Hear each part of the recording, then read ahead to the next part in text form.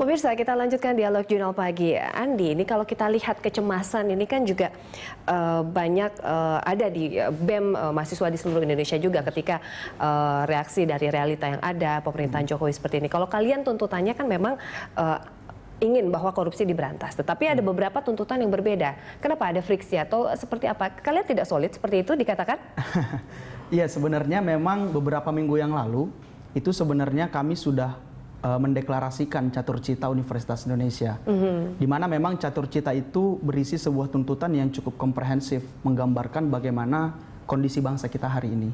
Ada 4 hal yang kita tuntut. Kemarin yang pertama memperkuat KPK sebagai lembaga anti korupsi, kemudian reformasi Polri dan lembaga peradilan, bersihkan demokrasi dari oligarki, dan yang terakhir turunkan harga dan berantas mafia.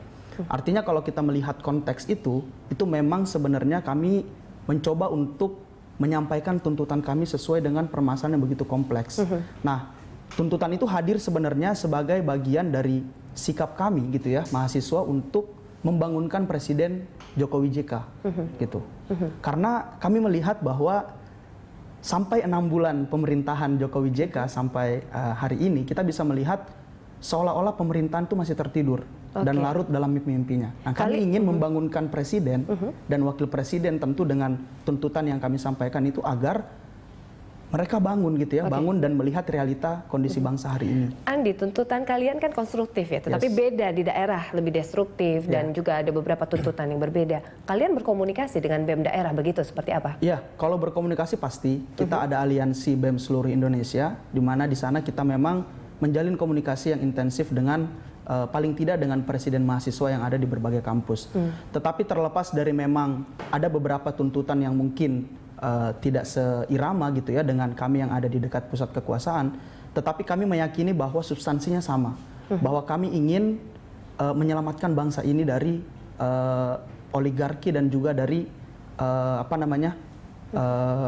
kekuatan-kekuatan politik yang sebenarnya sampai hari ini masih mengendalikan bangsa ini. Kami tidak ingin dan kami tidak rela ketika 30 tahun ke depan kami yang diamanahkan untuk memegang dan mengelola bangsa ini, tetapi kemudian sumber daya alamnya itu setelah habis dikorupsi oleh koruptor hari ini. Kami tidak rela. Dan saya kira semangat itu yang dibawa oleh seluruh mahasiswa Indonesia, meskipun memang bisa dilihat beberapa tuntutan mungkin tidak seiring dan tidak seirama seperti itu. Pak Ardi, sebagai saksi sejarah tahun 98 juga ya begitu. Kalau kita lihat gerakan mahasiswa sekarang ini seperti mungkin dalam keadaan yang berbeda dengan masa sebelumnya. Bagaimana Anda melihatnya dan tuntutan yang sekarang ini juga relevansinya dengan keadaan yang terjadi? Iya, gerakan mahasiswa itu dari bergeraknya itu memuncaknya itu kan berawal dari gerakan kritik ya. Lalu kritik, protes, lalu ujung-ujungnya itu revolusi. Artinya merombak ke sistem, merombak ke kekuasaan. Karena memang ini sudah parah gitu. Itu yang terjadi tahun 66, angkatan 66 dan itu 98. Nah, tampaknya sekarang ini masih awal ya, masih belum sampai ke sana. Karena pertama ini mahasiswanya sendiri sekarang bagian terbesarnya itu adalah pemburu karir. Ya, jadi belajar tekun dan sistemnya dibuat sedemikian rupa sehingga dia mencapai karir yang baik. Ya, itu intinya gerakan mahasiswa. Jadi dia kehilangan waktu, kehilangan kesempatan. Malah sekarang ini kan diskusi-diskusi aja jarang itu ya mahasiswa. Enggak. Oh, itu sebelum 98 itu saya sampai capek lesehan di mana-mana diskusi dengan mahasiswa di mana-mana di seluruh Indonesia. Nah, sekarang masih jauh dari itu.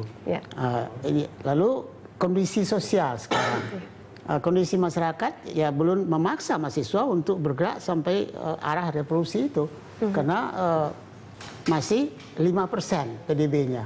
5% itu masih lumayan untuk golongan menengah atas, walaupun bawah nggak kebagian, tetap saja 10% pun tak kebagian di bawah, tapi menengah atas. Jadi yang menopang gerakan mahasiswa itu kan menengah atas, bawah itu ideologinya, yang menopang menengah atas. Nah, itu buktinya aja.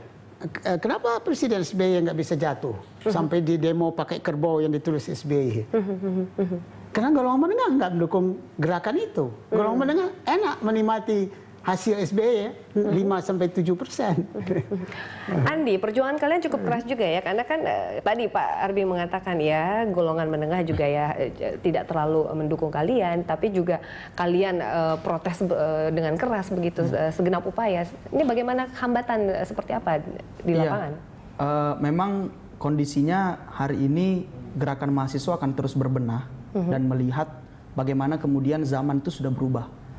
Saya tidak ingin membandingkan bagaimana kemudian gerakan mahasiswa 66 ataupun 98 dengan hari ini, karena bagi kami setiap masa itu selalu ada ciri khas pergerakannya seperti itu. Dan kami melihat konteks hari ini adalah kita ingin bagaimana kemudian pemuda, dalam hal ini mahasiswa, bukan hanya berbicara tentang perlawanan, tetapi juga berbicara tentang partisipasi. Nah, ini yang coba kita dorong dengan konteks hari ini, bahwa kondisi pemerintahan yang tentunya berada dalam iklim demokrasi, tentu kita akan terus mendorong bagaimana kemudian arah gerakan mahasiswa itu bukan hanya perlawanan, seperti cara hanya, membangun kalian ya, bagaimana soliditas dan juga partisipasi masyarakat seperti apa? Ya, tentu kita mengajak masyarakat gitu ya, mengajak masyarakat untuk lebih aware terhadap kebijakan-kebijakan pemerintah. Tentu dengan aksi parlemen jalanan yang kami lakukan itu salah satu bagian dari kami mencoba mengkampanyekan kepada masyarakat apa sebenarnya yang salah di negeri ini dan apa yang harus diperbaiki. Saya kira tugas mahasiswa tentu ada di ranah yang seperti itu. Kalau kita melihat lagi bahwa ada banyak ya isu yang mengemuka juga di media sosial bahwa mahasiswa ada yang ditunggangi, digembosi, dan kalian pernah mendapatkan tawaran-tawaran dalam tanda kutip istimewa begitu, ada yang menelpon atau seperti apa, Andi? Iya, kalau tawaran tentu kepentingan terhadap gerakan mahasiswa itu sangat banyak. Di luar gerakan mahasiswa kepentingan itu begitu banyak. Tetapi saya ingin tegaskan bahwa sampai kapanpun logika yang akan kami pakai adalah logika mahasiswa. Bukan logika politisi, bukan logika partai, ataupun logika-logika yang lain. Banyak politisi yang menelpon kalian begitu ya untuk bisa... Ya pasti ya, kepentingan di luar kami pasti itu banyak. Dan tentu kami tidak ingin serta-merta percaya, dalam artian ya sampai kapanpun logika mahasiswa akan selalu kita kedepankan. Logika yang mengedepankan suara publik, logika yang mengedepankan bagaimana kemudian publik menilai pemerintahan, dan itu yang akan selalu kami suarakan tanpa memandang logika-logika partai atau logika-logika politisi yang ada. Pak Arbi, ini bagaimana sih Pak mensinergikan protes mahasiswa ini dengan juga partisipasi masyarakat begitu? Sekarang kan masyarakat juga sepertinya cuek begitu, protes atau apa ya, keadaan negara skeptik karena bahwa tidak ada perubahan, masyarakat semakin jengah begitu. Seperti apa nih Pak mengkolaborasikannya? Tradisinya di kalangan mahasiswa kan memang ya mahasiswa penyambung lidah rakyat, begitulah kira-kira kan. Jadi ya seperti sekarang itu BEM menangkap ada 4 tuntutan, saya kira itu yang memang mewakili apa yang dirasakan rakyat. Nah itu sudah benar. Jadi masalahnya sekarang adalah bagaimana itu disosialisasikan kepada seluruh mahasiswa, dan kemudian bagaimana secara sistematik dihadapkan kepada pemerintah, kepada penguasa, kepada partai-partai. Jadi sasarannya mestinya bukan hanya pemerintah, tapi partai. Karena ini partai dan pemerintah ini sekarang ini dua kekuasaan, dua pusat kekuasaan yang tidak selalu sejalan, mereka jalan masing-masing. Nah, oleh karena itu tidak bisa hanya pemerintah, tapi partai juga harus didorong, diingatkan oleh mahasiswa. Ya. Andi, seberapa besar kalian berkomunikasi? Sering nggak sih berkomunikasi dengan mungkin pemerintah, tapi juga utamanya Jokowi gitu ya, dengan gayanya Jokowi yang memang cukup melakukan kedekatan atau belusukan dan lainnya, itu kan kalian bisa masuk ke dalam hal itu untuk bisa berdialog langsung begitu? Ya. Sampai sejauh ini memang mahasiswa belum pernah ya melakukan dialog langsung dengan Presiden, tetapi bagi kami, dengan kami turun ke jalan itu sebenarnya sudah mengindikasikan bahwa sebenarnya ada yang salah di negeri ini.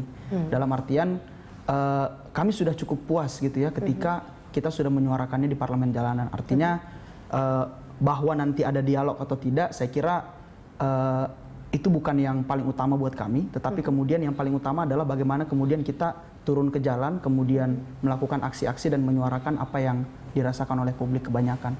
Sampai sekarang belum pernah ada dialog sepanjang 6 bulan pemerintahan Jokowi JK, belum pernah ada dialog dengan mahasiswa.